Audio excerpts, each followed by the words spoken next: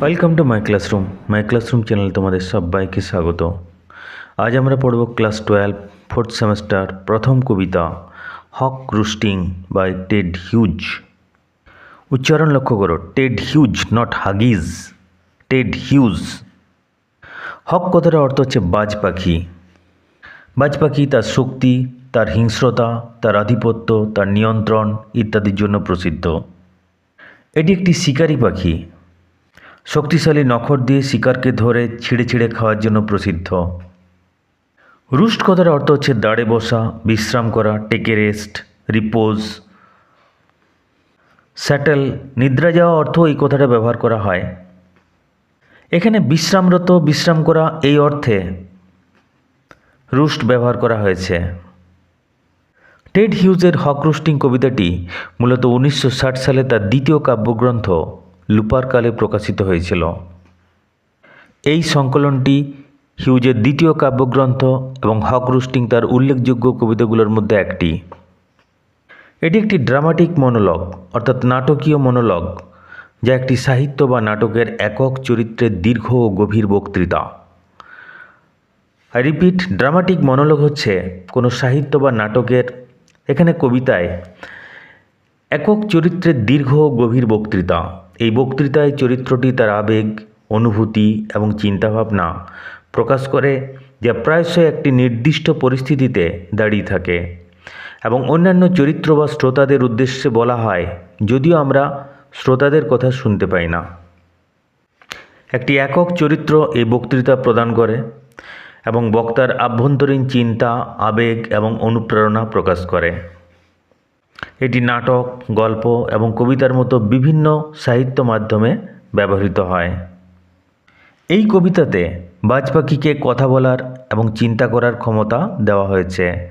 পাঠকের কাছে এটি এমন একটি প্রাণীর প্রকৃতি, মনোভাব এবং আচরণের ধরন কেমন হবে তা কল্পনা করতে সক্ষম করে তোলে।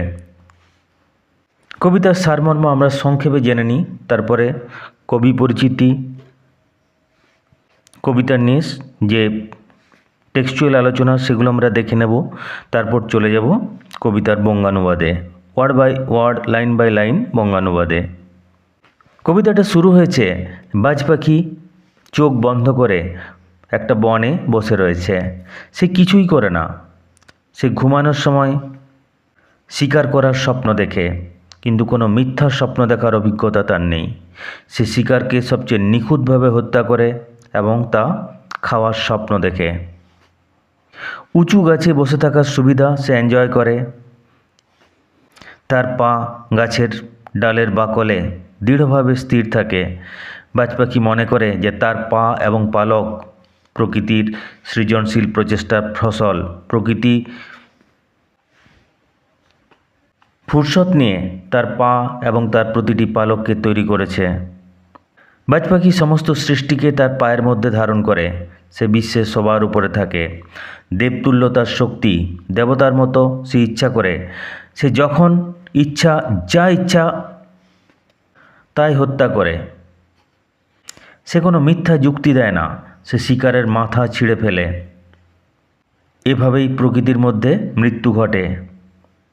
বাজ পাখি তার পিছনে ফেলে যায় অনেক মৃতদেহ। তার আচরণের ন্যায্যতা প্রমাণ করার প্রয়োজন নেই। তার পিছনে রয়েছে সূর্য, অর্থাৎ সূর্য বাজ পাখির সমস্ত এই ধরনের শিকার, হিংস্র শিকার সমর্থন করে। সে মৃত্যুর পরোয়ানায় স্বাক্ষর করে। প্রাকৃতিক জগতের উপর তার দখল সে ছেড়ে দিতে অস্বীকার করে। প্রকৃতির মধ্যে কিছুই পরিবর্তিত হয়নি। তার তীক্ষ্ণ দৃষ্টি নিশ্চিত করে যে কিছুই পরিবর্তিত হতে দেওয়া হয়নি। কবিতাটা সংক্ষেপে এইরকম, আমরা এখানে দেখে নেব সংক্ষিপ্ত কবি পরিচিতি। Let's start about the poet. Ted Hughes 1930-1998। Ted Hughes 1930 সালে জন্ম, 1998 সালে মৃত্যু। Was one of the most influential British poets of the 20th century. বিংশ শতাব্দীর অন্যতম প্রভাবশালী ব্রিটিশ কবি ছিলেন টেড হিউজ। প্রভাবশালী ব্রিটিশ কবিদের মধ্যে তিনি ছিলেন অন্যতম। ইনফ্লুয়েন্সিয়াল, প্রভাবশালী। His poetry is known for its powerful vivid imagery, often focusing on nature and the raw, untamed forces of life. His poetry is known for its powerful vivid imagery. তার কাব্য শক্তিশালী প্রাণবন্ত চিত্রকল্পের জন্য প্রসিদ্ধ। ভিভিড ইমেজারি প্রাণবন্ত চিত্রকল্প। Imagery শব্দ দিয়ে চিত্র তৈরি করার যে অসাধারণ ক্ষমতা তাকে বলা হয় imagery. Open focusing on nature and the র আনটেমড ফোর্সেস অফ লাইফ। কবিতার তার বিষয়বস্তু প্রকৃতি এবং সেই কাঁচা লাগামহীন জীবনী শক্তি, এটাই তার বিভিন্ন কবিতার বিষয়বস্তু। He was deeply interested in the relationship between the natural world and human existence. প্রাকৃতিক জগৎ ও মানব অস্তিত্বের মধ্যে সম্পর্ক নিয়েছিল তার গভীর আগ্রহ। হিউম্যান এক্সিস্টেন্স মানব অস্তিত্ব। His works often explored themes of survival, violence, and the instinctual aspects of life. Explore তুলে ধরা, মেলে ধরা, অন্বেষণ করা। তার লেখার মাধ্যমে তিনি তুলে ধরেছেন থিমস অফ সার্ভাইভাল, বেঁচে থাকার তত্ত্ব, বেঁচে থাকার লড়াই, ভায়োলেন্স, হিংসা, অ্যান্ড দ্য ইনস্টিংক্ট থেকে আসছে ইনস্টিংচুয়াল অ্যাসপেক্টস অফ লাইফ। জীবনের সহজাত বিভিন্ন দিকগুলো তিনি উন্মোচন করেছেন। Hawk roosting is a prime example of is fascination with nature and its ruthless predatory aspects. Ruthless নির্মম, মার্সিলেস, প্রিডেটরি, প্রিডেটর থেকে আসছে প্রিডেটরি, প্রিডেটর শিকার। প্রিডেটর কথাটা অর্থ হচ্ছে শিকারী, হিংস্র প্রাণী বা যে অন্যকে আক্রমণ করে নিজের স্বার্থ সিদ্ধি করে, শিকারী, সেখান থেকে আসছে প্রিডেটরি। এটি সাধারণত কোনো হিংস্র প্রাণী হতে পারে যা অন্য প্রাণীকে শিকার করে খায়, আবার কোনো ব্যক্তিও হতে পারে যে অন্যকে শোষণ করে বা লুট করে। প্রিডেটর থেকে আসছে প্রিডেটরি, শিকারজীবী, শিকারী, লুণ্ঠনপরায়ণ, লুণ্ঠনজীবী, লুণ্ঠক। Hawk roosting is a prime example of is fascination with nature. প্রকৃতির প্রতি তার যে মুগ্ধবোধ, তার প্রধান উদাহরণ হচ্ছে hawk roosting and its ruthless predatory aspect. প্রকৃতির এই নির্মমতা, তার শিকারজীবী, তার লুণ্ঠনজীবী মানসিকতা, তার প্রধান উদাহরণ হচ্ছে hawk roosting. About the poem. কবিতা নিয়ে রয়েছে সংক্ষিপ্ত আলোচনা। কবিতা সারসংক্ষেপ আমরা আগেই আলোচনা করেছি, এখানে এই সংক্ষিপ্ত আলোচনাটা দেখে নিই। Hawk roosting is a dramatic monologue in which a hawk speaks as a symbol of power, dominance and control. Hawk roosting is a dramatic monologue. Hawk roosting হচ্ছে একটা নাটকীয় মনোলগ। নাটকীয় মনোলগ নিয়ে আমরা আগেই আলোচনা করেছি, আবার সংক্ষেপে বলে দিই। এটি একটি সাহিত্যিক ও নাট্যিক কৌশল যেখানে একজন একক বক্তা দর্শকদের বা অন্য কোনো চরিত্রের উদ্দেশ্যে একটি দীর্ঘ বক্তৃতা দেয়, যেখানে তিনি নিজের চিন্তা, আবেগ এবং অনুভূতি প্রকাশ করেন। এই বক্তৃতার মাধ্যমে বক্তার মানসিক অবস্থা ও ব্যক্তিগত দিকগুলো ফুটিয়ে তোলা হয়, যা গল্পের, নাটকের বা কবিতার মূল অংশ তৈরি করে। এখানে নাটকীয় মনোলগে একটি চরিত্র একটি গুরুত্বপূর্ণ মুহূর্তে তার গভীর অনুভূতি ও মানসিক অবস্থা প্রকাশ করে। তার মনের কথা, চিন্তা, আবেগ, কোনো গোপন বিষয় দর্শকদের বা অন্য কোনো চরিত্রের সামনে তুলে ধরে। এটি কবিতা, নাটক বা অন্য কোনো সাহিত্যকর্মে ব্যবহৃত হয়, যেখানে একজন চরিত্রকে আরও ভালোভাবে পরিচিত করানোর জন্য এর ব্যবহার করা হয়। এরকম একটি নাটকীয় মনোলগ হচ্ছে, ড্রামাটিক মনোলগ হচ্ছে hawk roosting. Hawk roosting is a dramatic monologue. Hawk roosting এটি একটি নাটকীয় monologue in which is hawk speaks as a symbol of power, dominance and control. যেখানে একটা বাজ পাখিকে ক্ষমতা, আধিপত্য, ডমিনেন্স আধিপত্য, অ্যান্ড কন্ট্রোল নিয়ন্ত্রণ তার প্রতীক হিসেবে তুলে ধরা হয়েছে। যদি গভীরভাবে ভাবা হয় তাহলে দেখব একটি স্বৈরতান্ত্রিক, একনায়কতান্ত্রিক শাসককে যিনি যা খুশি করেন, হক রুস্টিং তার আড়ালে তুলে ধরা হয়েছে। The poem explores themes of power, arrogance, natural order and the brutality of existence. Explore তুলে ধরা, উন্মোচন করা।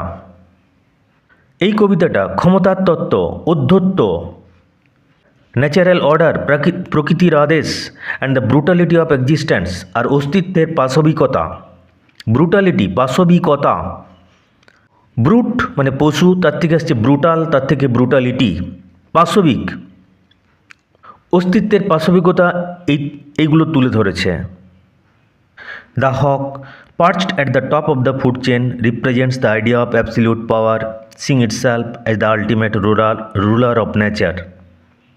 পার্চ কথাটার অর্থ হচ্ছে উচ্চাসন, দাঁড় বা দণ্ড, পাখির বসার জায়গা। এটা নাউন ফর্ম। আর ভার্ব হিসেবে যখন ব্যবহার হয় তখন কোনো কিছুর উপর স্থির হয়ে বসা, বিশেষ করে পাখি বা মানুষের ক্ষেত্রে উচ্চাসনে বসা। কোনো পাখি যখন উঁচু জায়গায় বসে তখন পার্চ কথাটা ব্যবহার করা হয়। The hawk perched at the top of the food chain, বাজ পাখি যে বসে থাকে খাদ্য শৃঙ্খলের সবার শীর্ষে, represents the idea of absolute power, পরম শক্তি, চরম ক্ষমতা, চরম ক্ষমতা। Sing itself as the ultimate ruler of nature, খাদ্য শৃঙ্খলার সবার উপরে বসে নিজেকে মেলে ধরে পরম ক্ষমতার উৎস হিসেবে, চরম ক্ষমতার উৎস হিসেবে। Sees itself as the ultimate ruler of nature, সে নিজেকে দেখে প্রকৃতির চরম শাসক।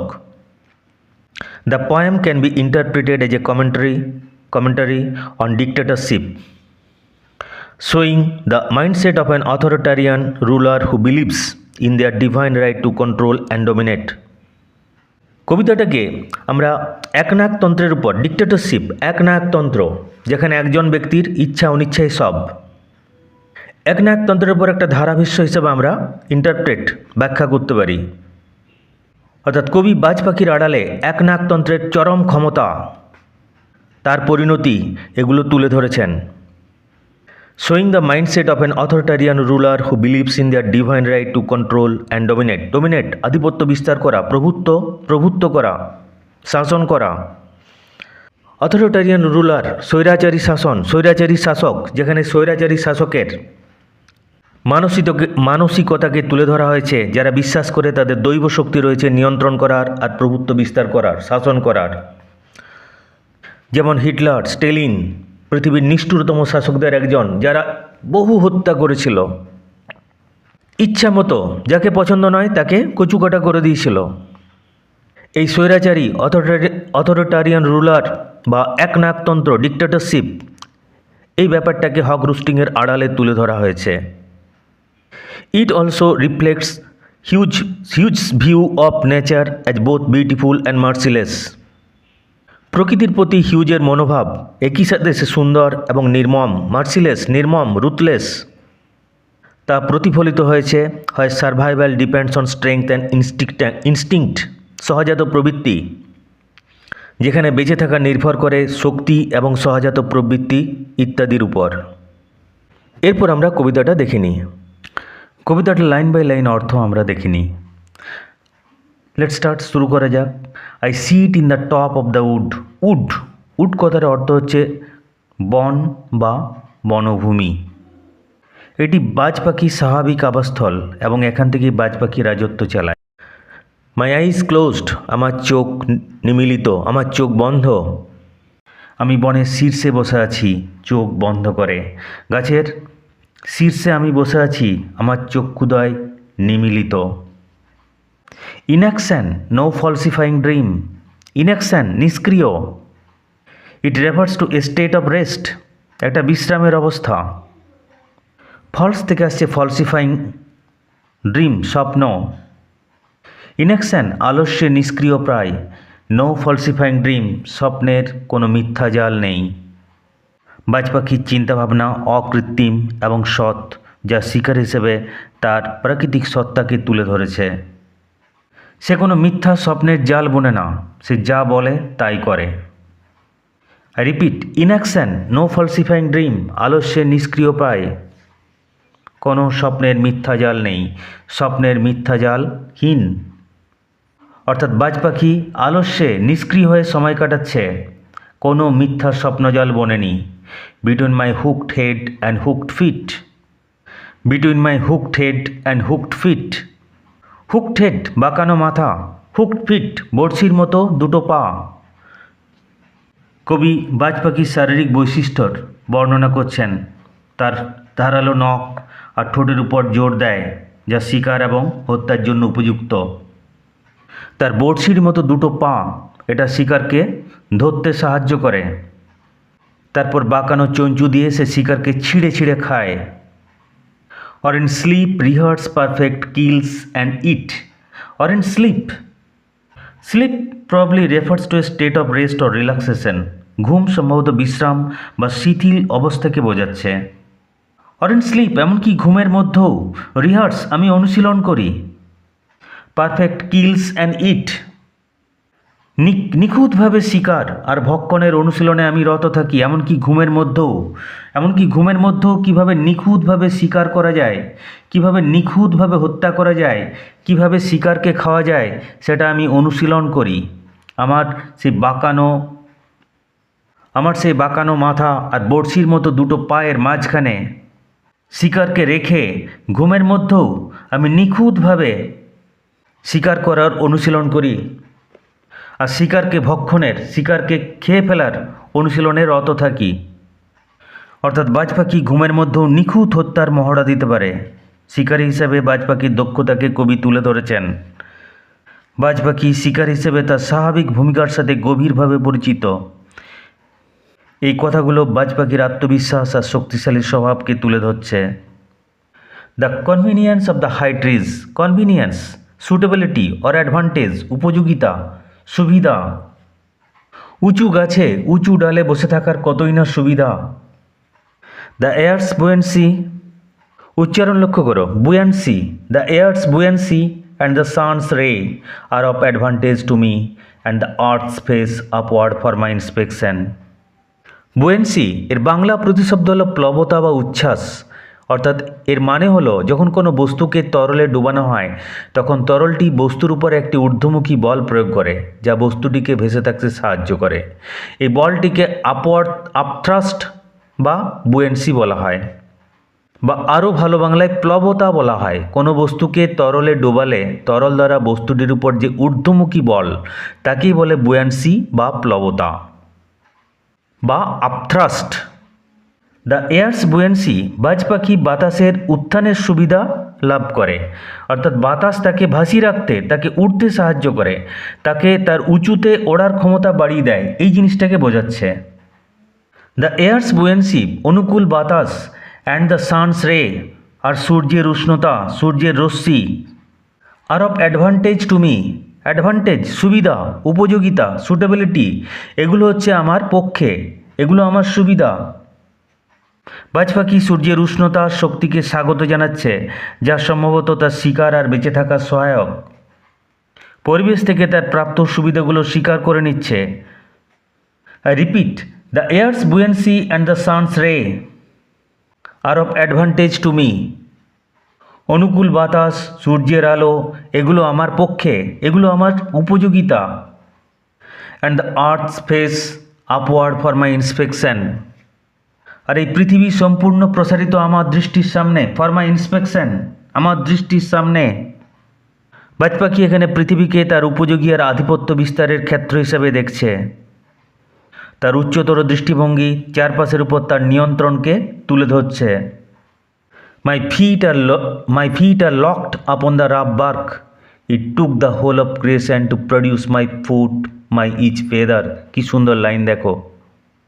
মাই feet are locked upon the rough bark, আমার পদযুগল, মাই ফিট আমার দুটো পা, আর লকড আবদ্ধ, আপন দ্য রাফ বার্ক অমসৃণ গাছের ছাল, the textured surface of a tree trunk providing a secure parts for the hawk, গাছের গুড়ির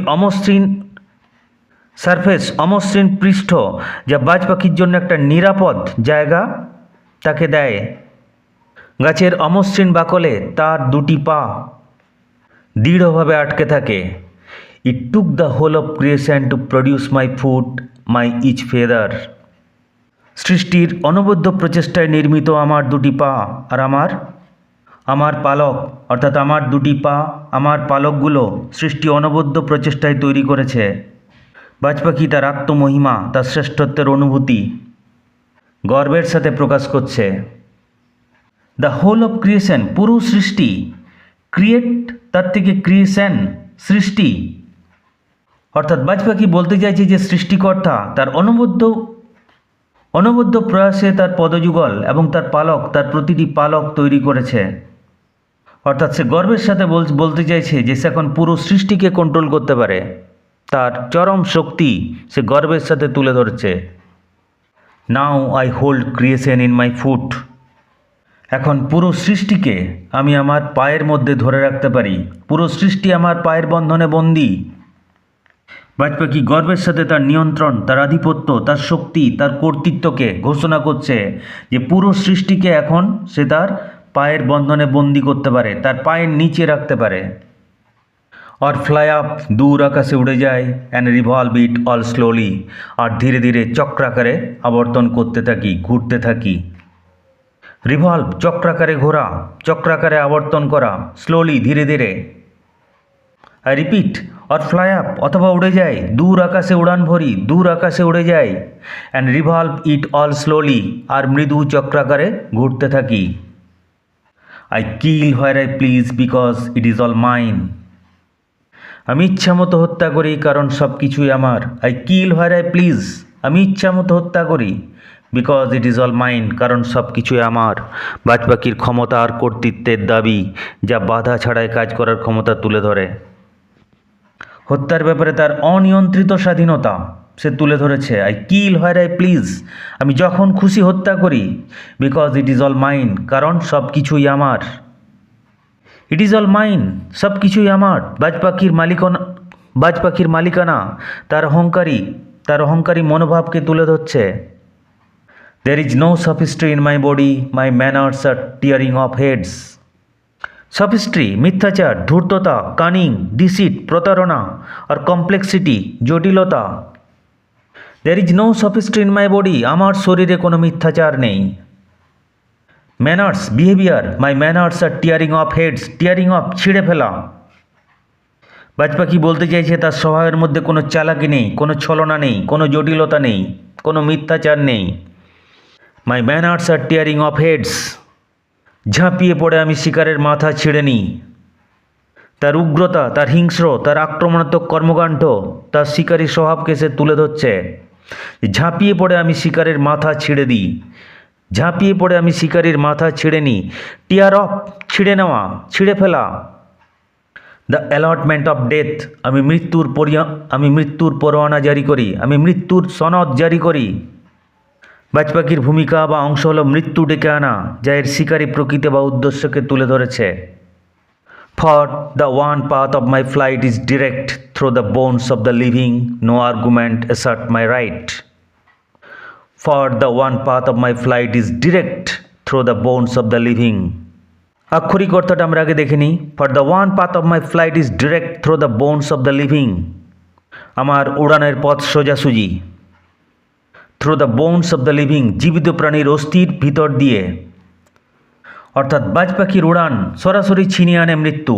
জীবিত প্রাণীকে একেবারে তার হাড় পর্যন্ত ছিন্ন ভিন্ন করে দেয়।